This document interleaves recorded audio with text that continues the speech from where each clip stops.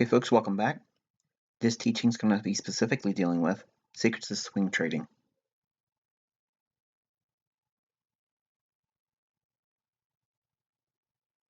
All right, swing trading.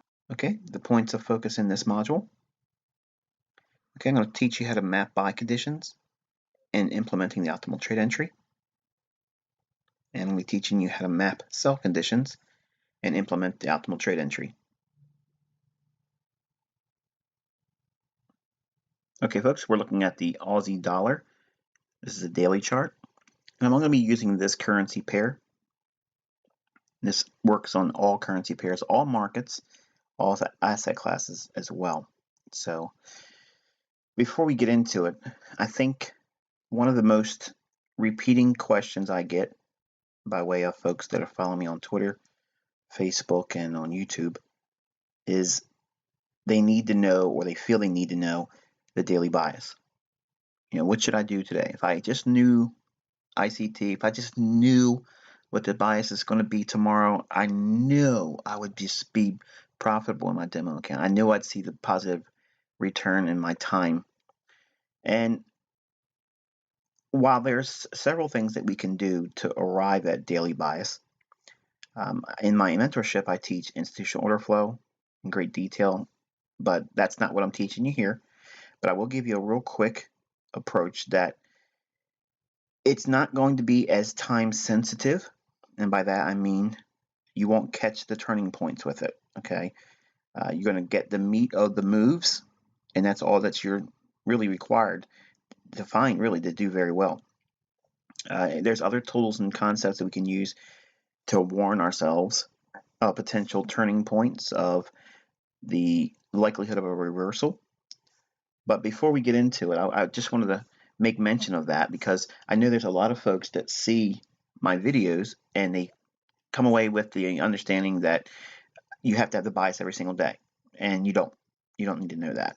You just need to know the few times a month or a couple times a week when it's really loaded in one direction over the other, and in trade in those conditions. And I think if you do that, your demo account results will be much more encouraging, and your time spent practicing will be a lot more fruitful. So when we look at price action, there's a couple things that I want to kind of remind you of. There are times when the market moves in trending environments where it moves directionally. Then the market goes into consolidation, and then it trends again. Well, those two conditions are very easy to see if you just relax and try not to overcomplicate it.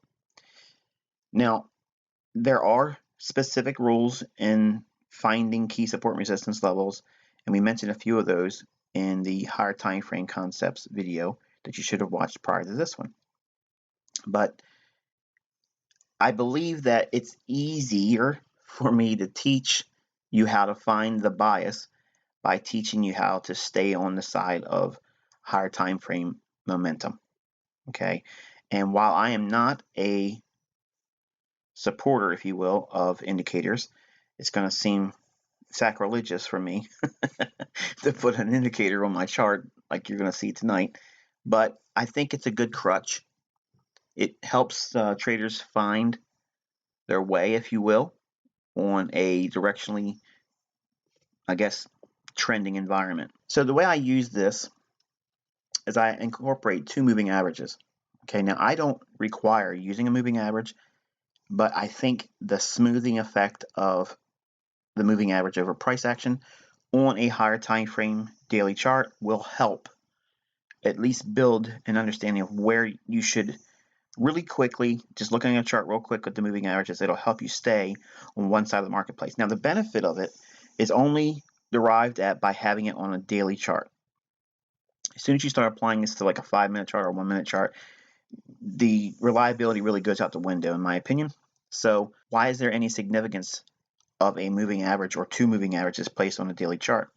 Well, because the daily chart really is the most widely followed chart in the banking sector. So when we're looking for an intermediate term level of momentum, it's going to be found on the daily chart.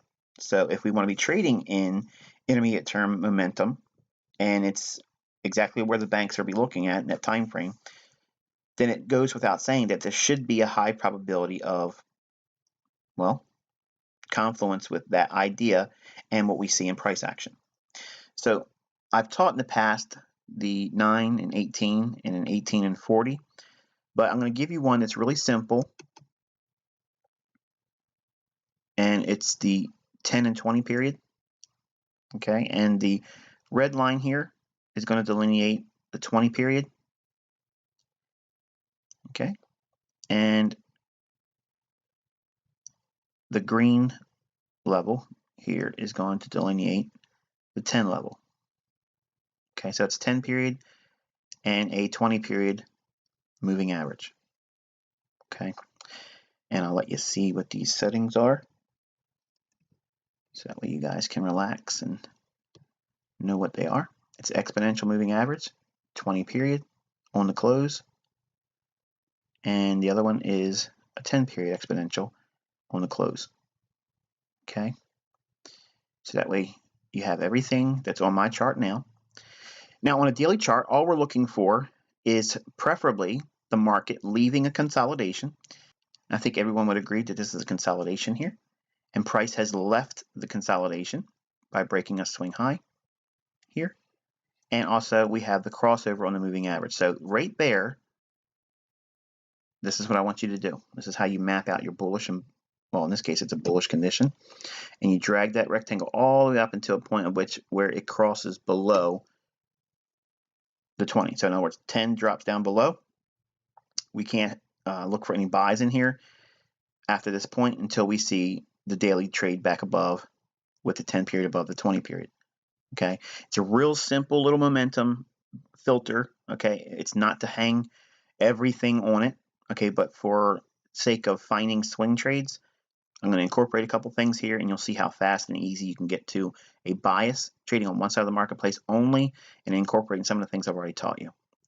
So we have the bias shifting to a bullish condition here with the 10 period going over the 20 period on the daily chart. Again, it's important that you only do this on the daily chart. Try not to do this on your 5 and 15 and 1 minute charts. But when we have this condition, we can drop down into an hourly chart. Now, why an hourly chart? Hourly chart to me is a real good swing trading time frame. Okay, so you'll be able to see everything that's important from a weekly basis or daily basis. But to me, 60-minute when we're swing trading, ideal scenario. So what we're going to do is we're going to go over here in the lower left-hand corner. There's a little tiny, I guess it's a little half triangle. You drag that over to the beginning of your shaded area that you've delineated where the 10 crosses over the 20, and we are leaving, okay, a consolidation. We have a break in market structure here, so we have potential bullishness, and this is important, the 10 period is pointing higher and the 20 period is pointing higher, and the 10 is opening up and spreading away from the 20. Okay, this is called stacking. Okay, so whenever these two averages are opening up and pointing up, it's stacking. When it's bearish, like it is over here, when the 10 period is below the 20 period and it's opening up and both are pointing down, that again is called stacking. That's when the conditions are optimal. Okay, so we have really strong momentum here. So now if we drop down into a 60-minute chart, it'll take us immediately down into the beginning of this shaded point here. Now here's where it's important that you follow along with the optimal trade entry.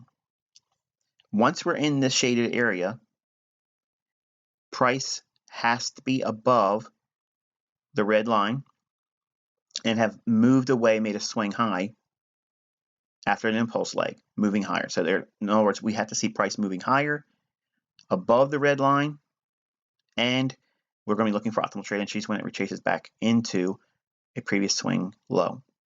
Here, price is below the red line. We cannot take anything there. So we missed this move here, which is fine.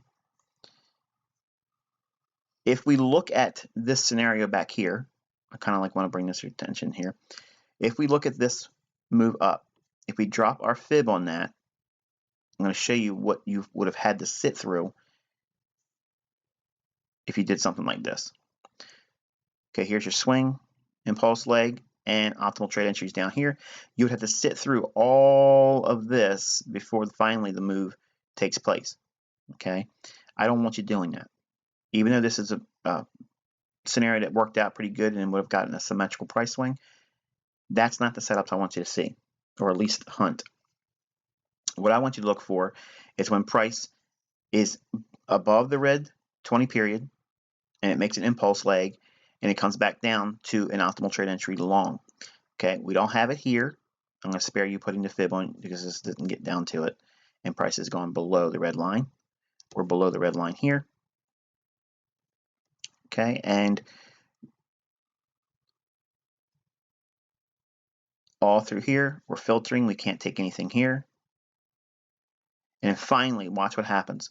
We start seeing impulse swings, and price moves away from the red line, comes back to it. But now watch what happens. See, we have the price dip below the 20, but the 10 has not crossed over. So this can happen on the 1 hour chart. Do not do this when it does it on the daily chart. Price has to be above both the 20 and 10. But on the 1 hour, price can stab below the red line during the retracement. Only valid when the 10 period has not crossed over the red though. So as soon as this occurs and then the 10 period trades below or marks below the 20 period moving average, if we got that crossover, we can't take the long. Okay, so we'll have the Fibonacci here. You're probably thinking, so well, this has been several days now, Michael. This isn't giving me a trade every single day, right? This is just that one pair. So we have an impulse leg here, comes back down into optimal trade entry, perfect delivery, and we have symmetrical price swing here. Okay, really nice little swing trade here. And it started on the 26th, ended on the 27th. So basically 1 day of a hold for a nice little swing trade. Putting the trade on here at around 75.70 and getting out at approximately 76.10.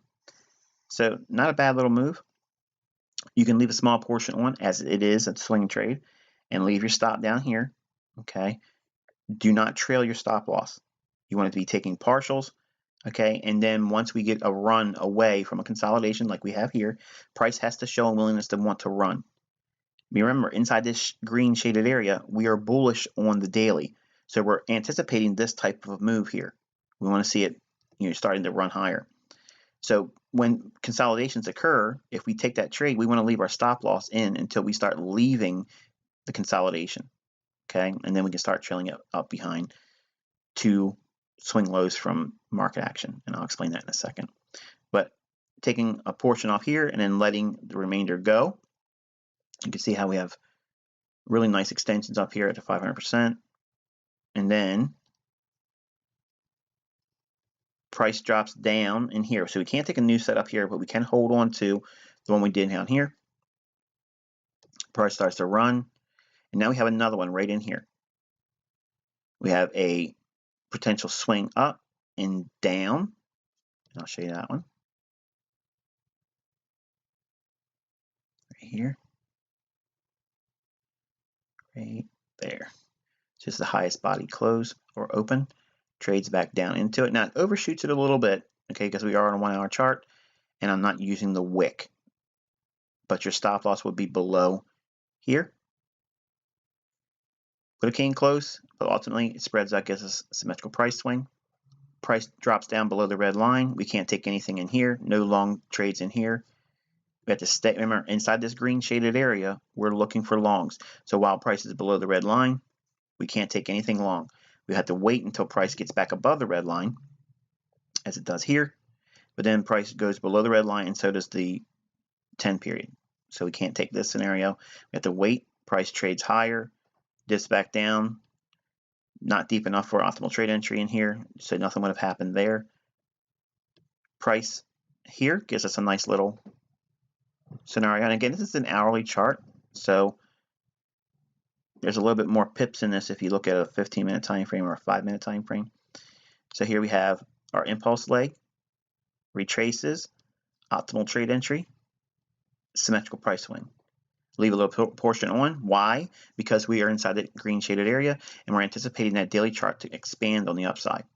So this is an area where we could have taken another long, or we could have added more from our original position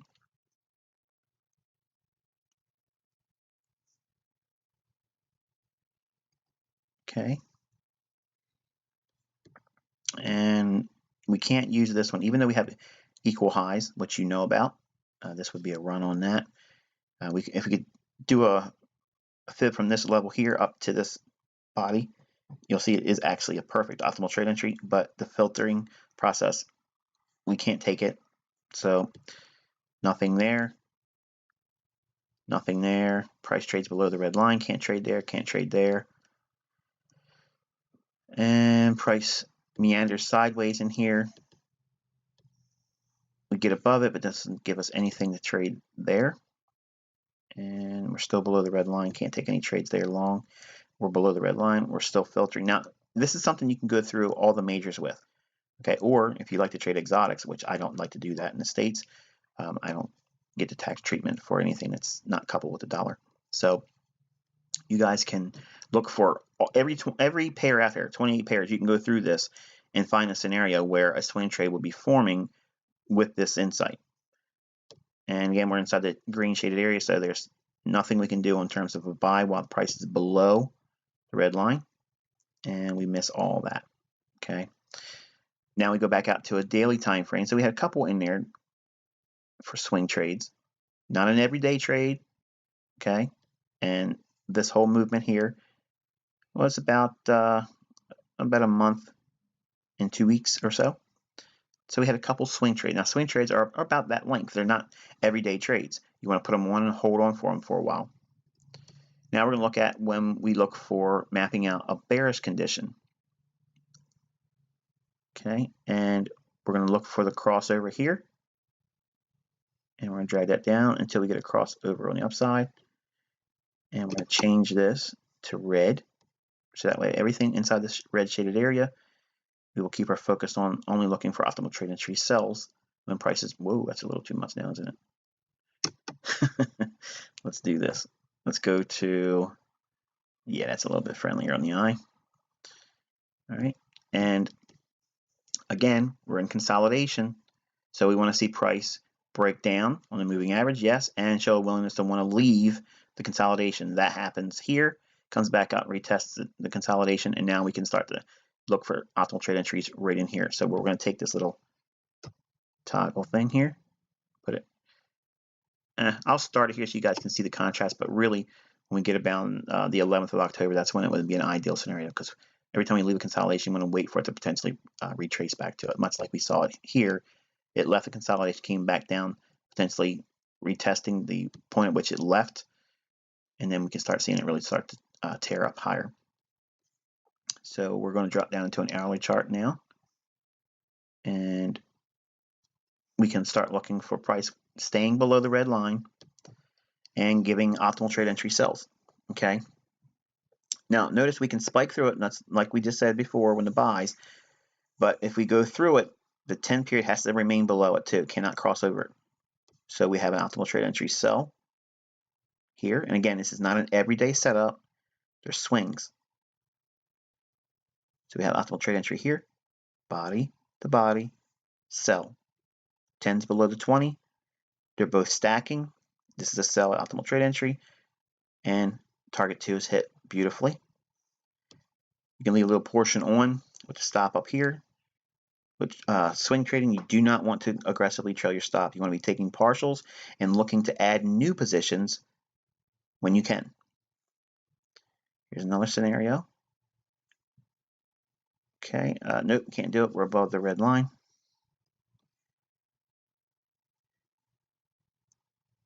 And we're above the red line in here, can't do that. Now we're above it for a long period of time, so we can't do anything until we get back below it. Does it here. Price stays below it. We climb back above it. Again, we're in a sell scenario, so we have to wait for price to get below both the red line and see the 10 and 20 period exponentials stacking lower. And we have something in here. Let's take a look at that. We have a swing high here. You see that? We have an indecisive candle here. We have a bullish up close candle and a lower close candle here. The highest portion is the body on this one. We're going to drag it down to this lowest body here, trades out the optimal trade entry, and we get target 1 falls short of target 2, but does give us an optimal trade entry to sell there. And the next ideal one is here. We have price below both moving averages. They're stacking here. It does punch up through it, but we don't get the 10 period to cross over. And we have to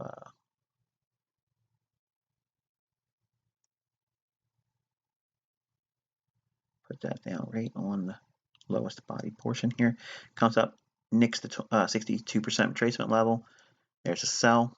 We could look for target 1, target 2, symmetrical, 200 extension eventually. Here's another one in here where price trades back up to here, but we cross over, so we're probably not going to take that one. We would have to hold on to the original one we had up here. And another one. No, we don't get up high enough to get into that one. Yeah, it didn't retrace deep enough there. So we would still be holding some portion on that we entered back there. And we don't have anything here. And price goes back above the red line, starts consolidating. And then we have price really not doing too much. So I'll take that Fibonacci out so it's clear to see what's going on. And price starts to move back in our favor here. Again, we're waiting for these scenarios. This is what you look for. You wait for these types of setups. And let's put it back right there. Right here.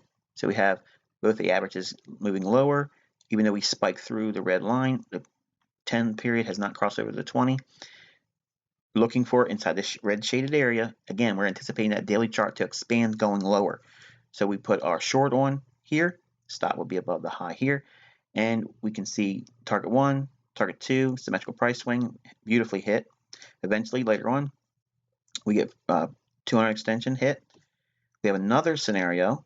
Now, even though we've spiked through, the 10 period has not crossed over the 20 period. So everything is still valid here. Optimal trade entry sell. Target 1 hit, target 2 hit. Eventually, symmetrical price swing is hit as well. And we can hold on to a portion. Now we have a consolidation. When price leaves the consolidation, then and only then do we consider looking to lower our protective stop loss. And I'll just bring that over here a little bit. And we don't go anything more towards an optimal trade entry until we start seeing price back above the red line. And now we're consolidating again. And I think we're probably going to run out of sell condition before long. Yeah. We have another one in here. Here's a nice one. We have a nice swing high here. Price trades down right to here. Optimal trade entry sell. And we can see symmetrical price swing. Boom. Really nice little swing trade there. Price trades above the red line, so we're on the sidelines until we get back in sync. Again, right in here. Another scenario. So what this does is actually gives us a context to work within. And I'm going to use this body here. And we're going to drag it down to the lowest open or close, which is right there. Optimal trade entry right there. Sell. Beautiful expansion down to symmetrical price swing and 200 extension. And doesn't give us much more below that before we started going consolidating and back above the red line. So we're neutral, and then everything has reversed until recent current price action now. So you can see it gives you a context to work within. Now it's not perfect. Nothing's ever going to be perfect, but it gives you a quick down and dirty way to apply two simple moving averages, a 20 and 10 period exponential moving average on the daily and on the hourly chart. And it frames your context of what side of the marketplace should you be waiting to only trade on.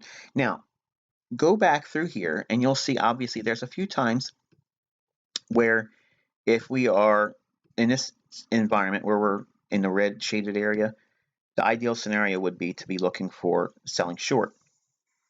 But right away, you can look for like this here, this scenario. This is a buy here, and that runs up. What would this be if it's not a swing trade? What could this potentially be? I'll just throw this in here as a bonus. This could be a day trade. Okay, you could be a day trader here because it's counter what you're waiting for a swing trade going short. If you see these scenarios, well, you can take it along. Why? Because you have equal highs here. Okay, what's the high on this candle? 78.30. So what's 20 pips above that? 78.50. Okay, so we could look for an area to go up to there. Okay, so we could be a buyer here and take our profits here. Okay, or we can look over here and take a portion of it off here and leave a small portion on to see if we can get a run about 10, 20 pips above that as a day trader's mindset. Okay, that type of thing. So we can do things both directions, even though we have a sell model, okay, or a sell program that we're working inside of with this red shaded area relative to the daily chart.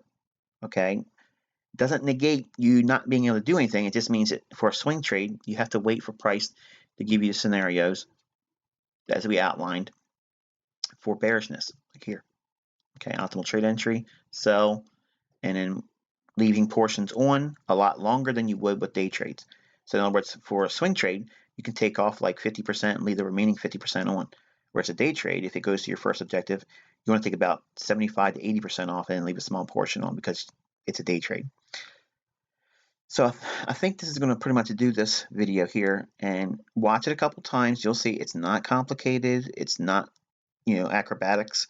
It's a very simple approach to using a retail tool, a moving average. But let me just tell you, moving averages are actually used on large funds, and they're trend following in nature. So the reason why I'm telling you how to use it like this, because this is very close to one of the long-term trending models that a large fund uses that I know of. Okay, folks, hopefully you enjoyed this presentation. If you'd like to find more, you can visit my website at theinnercircletrader.com.